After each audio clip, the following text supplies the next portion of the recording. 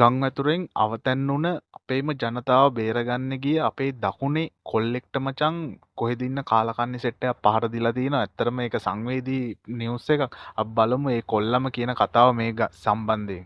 අනේවලේ බොට්ටු එන්න කියලා ඒට කොහෙද කැලේකට බෑවුවා. එතනින් බාවලි වරලා ආයේ බොට්ටුව විනාඩි 15ක් ඇතුළත වෙන කැලේකට අරලා ඩීම බොට්ටුවත් කියලා එතනින් නග ගන්න. නෑ නෑ මොකක්ද කරන්නේ? නග ගන්න කියලා හැදුවා හරිද? මම කිව්වා මොකද්ද කියලා නග ගන්න මේක වාලා මකර කුඩු ගංජාදින් හදනවද? මොකද්ද කියලා මං කිව්වා අයියේ මොකද්ද කරන්න දන්නේ? දැන් බේරෙන්න නැත්නම් අපි නේවි එකේ ඉන්ට් එකෙන් ආයෙම දැව්ව කට්ටියත් එක්ක උඩට ගිහලා කතා බහලා අයිල් එක වාට්ටම ගානින් කෝ කැරියෝ අයිඩි එක මට හුකුනකොට අපි කැරියෝ මේකයි කිව්වේ. එතන මගේ මේට හදුවට අරින් මේ පහේ. මොකට ගැව්වද? ඒ කොහෙදද? කොහෙද? ඇත්තටම මචං මාරයි බං මාරයි මුන් අනිවාර්යෙන් නීතිය ඉස්සරහට ගේන්න ඕනේ මචං. නීතියට ගේන්න ඕනේ අනිවාර්යෙන්. මේක බලධාරීන් හොයලම් බලන්න ඕනේ කවුද මෙහෙම පහර දුන්නේ කියලා.